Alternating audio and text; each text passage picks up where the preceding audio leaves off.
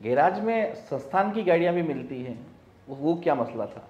नहीं, ऐसा नहीं है। कोविड का कालखंड था और कोविड के कालखंड के अंदर आपको सबको पता है कि वो संकट का काल भविष्य में जीवन में कभी नहीं आए जी।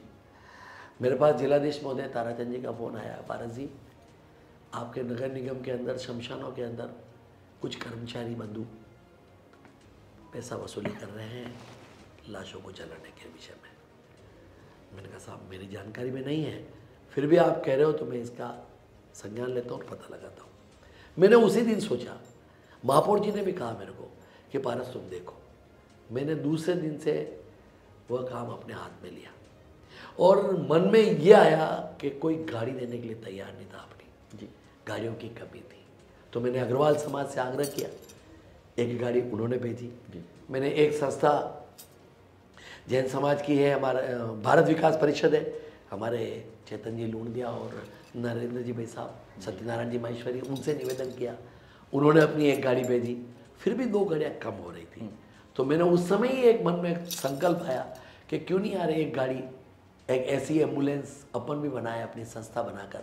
तो उस समय मैंने संस्था बनाई, एनजीओ पहले नहीं बनाया, पारस आत्मीय जन सेवा संगठन मैंने उस समय ही बनाया।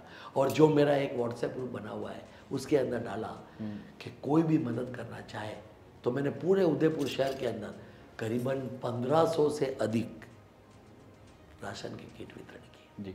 रात की 12-12 बजे ऐसी बहनों को राशन के किट दिए जो पूरा मुंह पैक करके आती थी बहनें और कहती थी कि मैं शक्ल और नाम नहीं बताऊंगी और आपको देना है तो दे। प्लस उस डेड बॉडी को जलाने के लिए या उस एम्बुलेंस को चलाने के लिए मैंने उस एम्बुलेंस को बनाया। अब वो क्या है, उस समय जगह रखने के लिए नहीं थी क्योंकि पूरा उदयपुर बंद था, पूरा राजस्थान बंद था, पूरा हिंदुस्तान बंद था। तो वो गाड़ी गैराज में छोटे मोटे काम के निमित्त खड़ी की। और वो काम के निमित्त का मतलब गैराज में नहीं काम कराना था।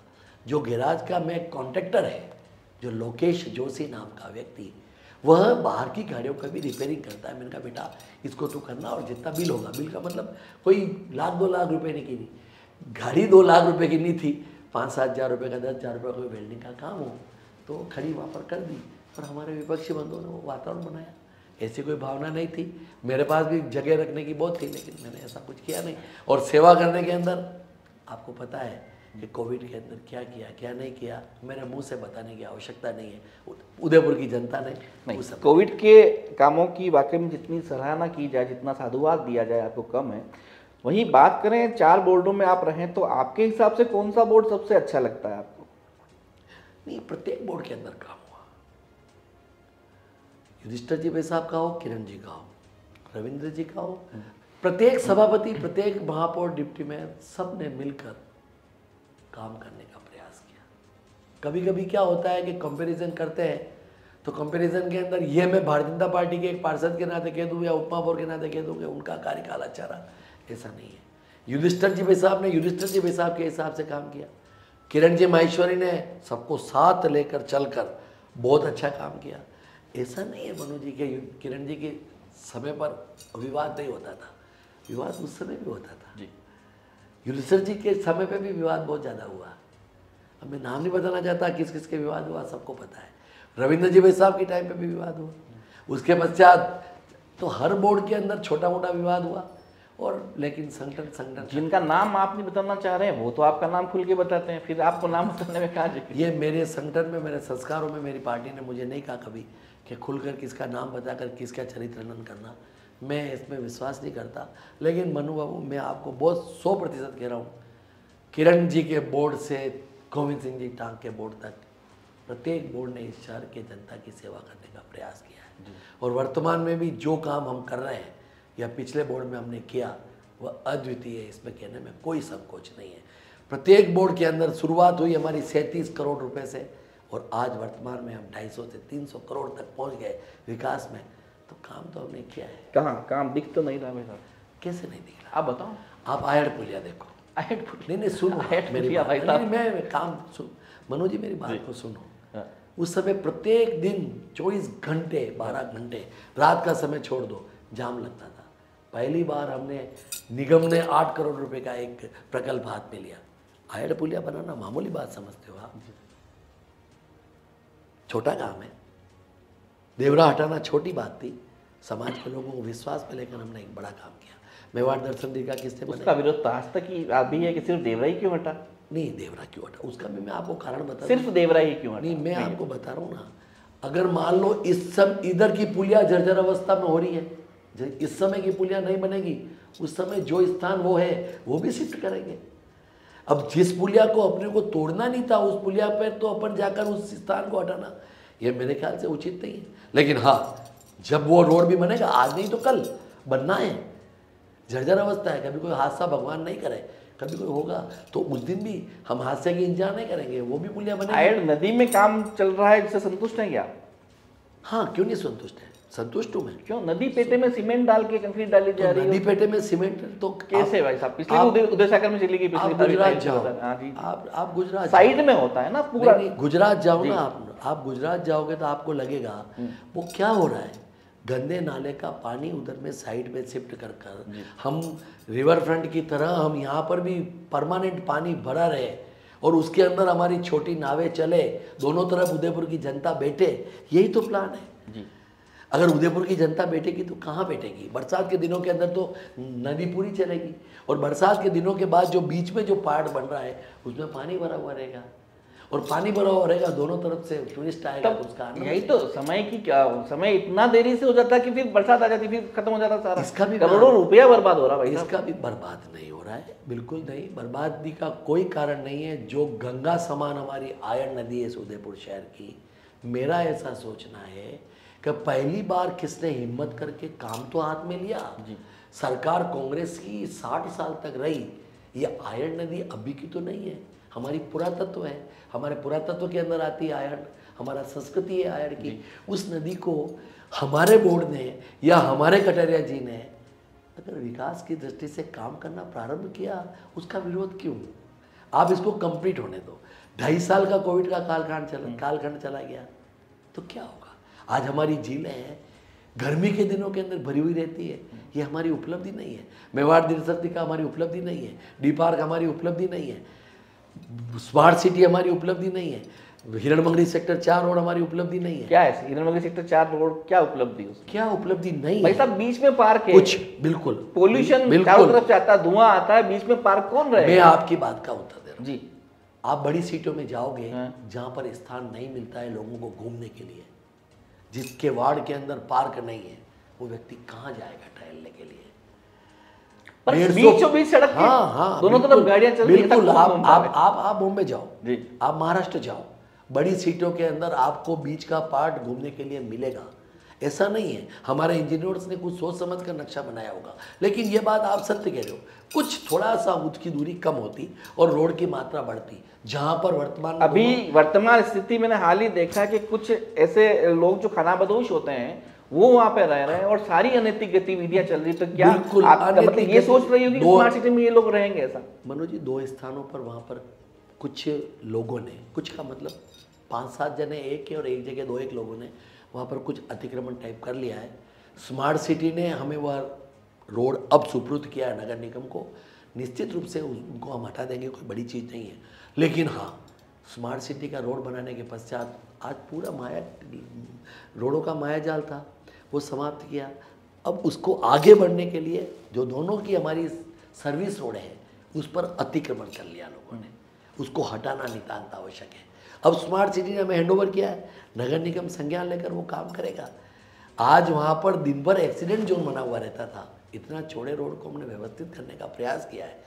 ऐसा नहीं है कि अच्छा काम नहीं हुआ है। आज गोवर्धन विलास पर इतना बड़ा रोड और इतना बढ़िया रोड बना है, अब उसमें भी कुछ बीच में पेड़ पौधे आ रहे हैं, जंगली घास है, उसको हटाने का काम करना चाहिए था। लेकिन स्मार्ट सिटी ने अब हैंडओवर हमारे को अभी तक नहीं किया है, वो यूआईटी को करेंगे शायद मेरे ख्याल से, तो यूआईटी करेगी डेवलपमेंट।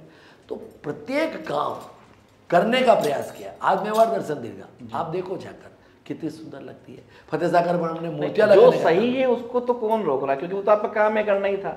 लेकिन जो बनाने की बाद में गलत हुआ, उसका विरोध हो रहा, उसके लिए तो बोलना भी पड़ेगा ना। तो मैं आपको कह रहा हूँ ना, गलत क्या हुआ जी, गलत ये हुआ कि वहाँ पर कुछ लोगों ने अतिक्रमण कर दिया, हटाएंगे, बोर्ड को कार्रवाई करनी पड़ेगी, आज नहीं तो कल। और अभी 2 महीने तो पूरा शहर घूमते, कभी कभी घूमते हुए आप उधर निकले, कितने लोग अंदर आ रहे हैं ये पता तो चले, 1 आ रहा, 2 आ रहा, 3 तो आ रहा, नहीं आने के पीछे लोग क्यों नहीं आ रहे? लोगों के आने के लिए एक्टिविटी करनी चाहिए। नहीं आने के पीछे कारण मैं आपको स्पष्टता के साथ बता रहा हूँ। जी, अंदर पार्क बहुत अच्छा बना है, देखा मैंने, सुंदर बना अच्छा है चीजें, लेकिन सड़क पे बना है। लेकिन स्मार्ट सिटी ने अभी हैंडओवर किया है, वो भी पूरी तरह से नहीं हुआ है, अभी हैंडओवर हमारे को किया है कट की वजह से, जो अभी एक बदनामी का कारण बना। और वो कुछ जगह जहाँ पर वाकई में कट खुलने चाहिए थे, वहाँ पर हमारे अधिकारियों की लापरवाही की वजह से कट को बंद कर दिया। ये बात सत्य है कि बड़े रोड पर स्मार्ट सिटी के नाते जो काम होता है उस पर कट नहीं खुलना चाहिए, लेकिन हमारे उदयपुर के लोग, हमारे उदयपुर के नागरिक अभी भी जान को जोखिम में डालकर कट खुलवाते हैं। मैं ये नहीं कह रहा वहाँ नहीं खुलना चाहिए, लेकिन जहाँ खुलना चाहिए था वहाँ पर खुलना नहीं, जहाँ बंद होना चाहिए था वहाँ पर आपने बंद नहीं किया। और उसकी वजह से क्या हुआ कि कुछ जगह ऐसी व्यवस्था हुई है। प्लस आपने कहा कि आगे धीरन मंगरी थाने के पहले वहाँ पर कुछ नाजायज रूप से वागरियों ने मकान बना दिए, गलत है, हटाएंगे। तो अब अतिक्रमण कोई शहरी सरकार क्या कर रही है? नहीं तो आप नगरी के मतलब दूसरे नंबर के नेता है शहरी सरकार में, मतलब आप विधायक ही हैं एक तरह से देखें तो, क्योंकि अब भले आप चुनाव लड़ने का प्रयास कर रहे हैं, टिकट मांगा आपने, लेकिन एक विधायक की भूमिका में ही है। क्योंकि जब भी एक आम आदमी भी जाता है या हम पत्रकार भी जाते हैं तो महापौर जी कहते हैं आप तो पारस से मिल लो, इसका मतलब सारी शक्तियां आपके पास है, फिर भी नहीं हो पा रहा है। मनु जी देखो, मैं आपको कहता हूँ 2 चीज़ें हैं जी।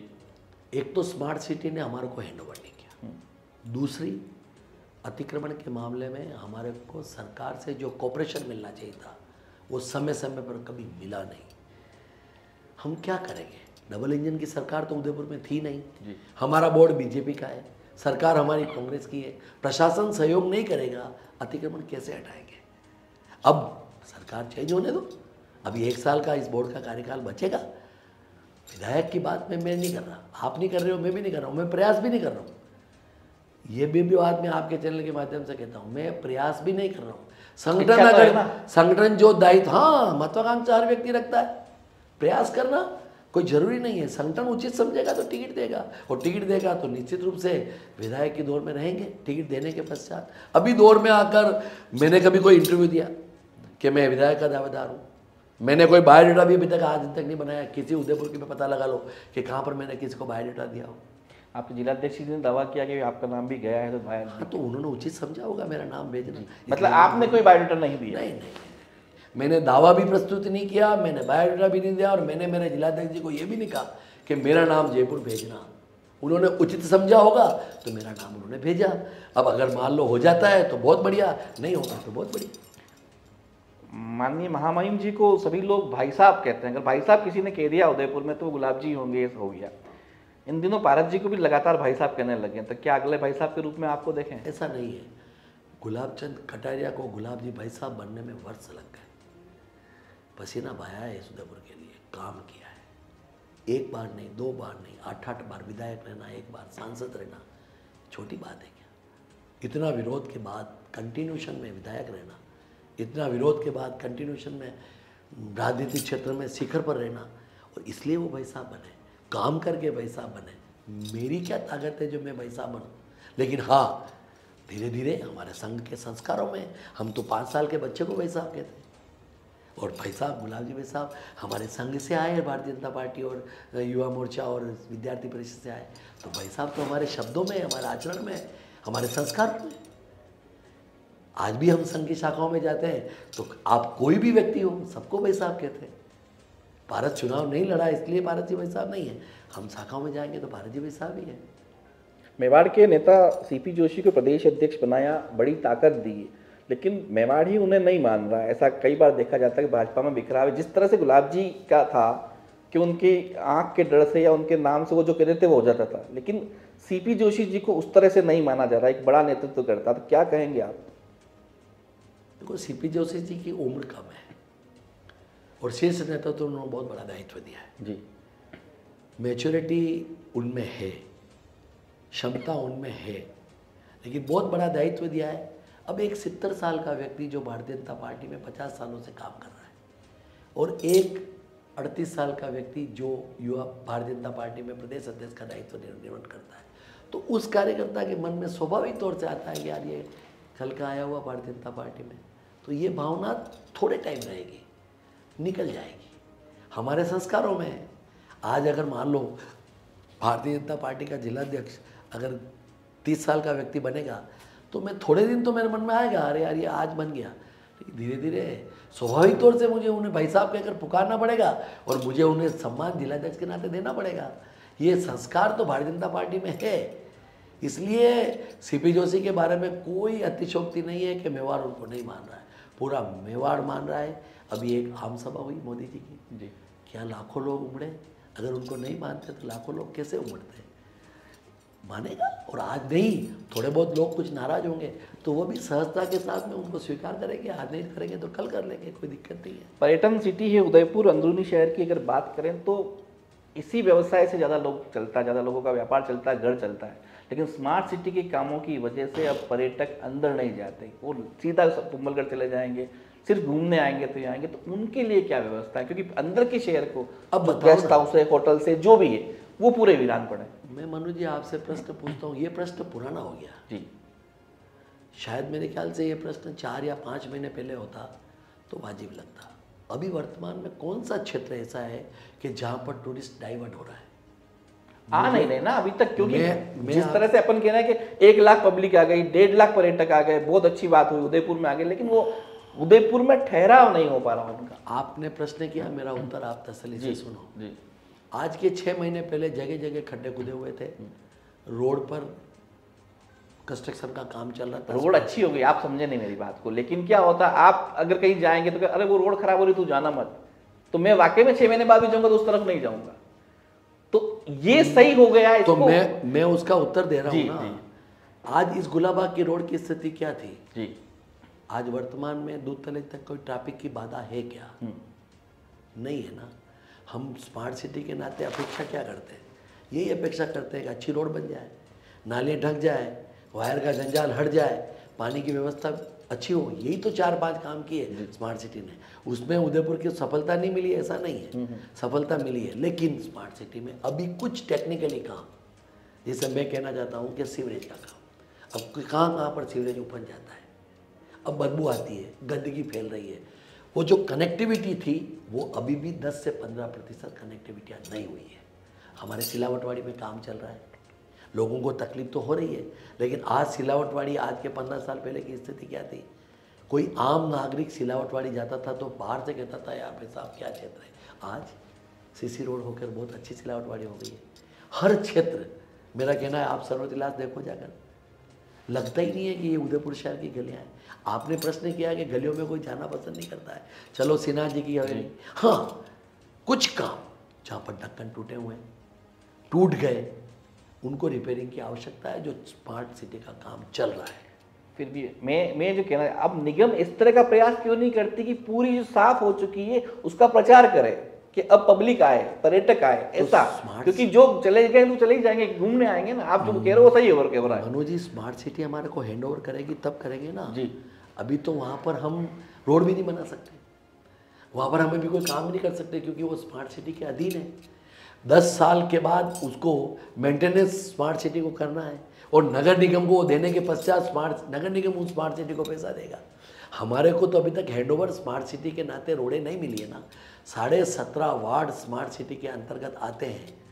मेरा ऐसा कहना है कि जो पानी, गंदा पानी झीलों में जाता था पहले आए दिन, उसमें कमी आई है, बहुत कुछ कमी आई है। फिर भी थोड़ी बहुत कमी है, उसको भी प्रयास कर रहे हैं कि कमियां दूर रहे।